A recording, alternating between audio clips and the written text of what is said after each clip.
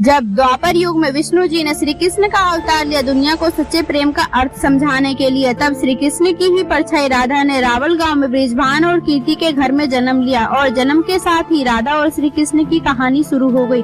कहा जाता है कि राधा जन्म से ही अंधी थी और स्वर्ग लोक से ये वचन लेकर आई थी कि जब तक श्री कृष्ण जी की प्रथम दृष्टि उन पर नहीं पड़ेगी तब तक वह संपूर्ण जगत को नहीं देखेगी। श्री कृष्ण को दो ही चीजों से अत्यंत प्रेम था, पहली राधा और दूसरी उनकी बांसुरी।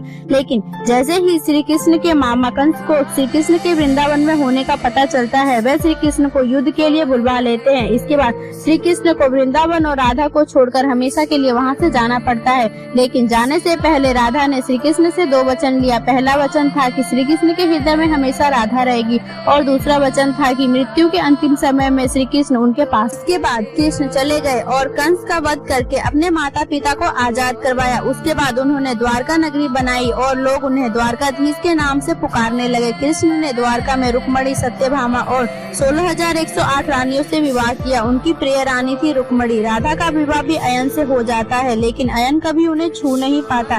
इस तरह काफी समय बीत जाता है। कृष्ण भी अपने राजपाट के कार्यों में व्यस्त रहने लगते हैं, जिसके कारण राधा अकेली पड़ जाती है और अन्य जन्म त्याग देती है, जिसके कारण वह बहुत ज्यादा कमजोर हो जाती है। और अपने अंतिम समय में उन्होंने कृष्ण को अपने वचन की याद दिलाई। राधा के स्मरण करते ही कृष्ण वहां दौड़े चले आते हैं और राधा के कहने पर कृष्ण बांसुरी बजाने लगते हैं। बांसुरी की मधुर आवाज सुनते सुनते राधा रानी अपने प्राण त्याग देती है, जिसके बाद राधा के मरने के बाद कृष्ण ने भी अपनी बांसुरी तोड़ दी।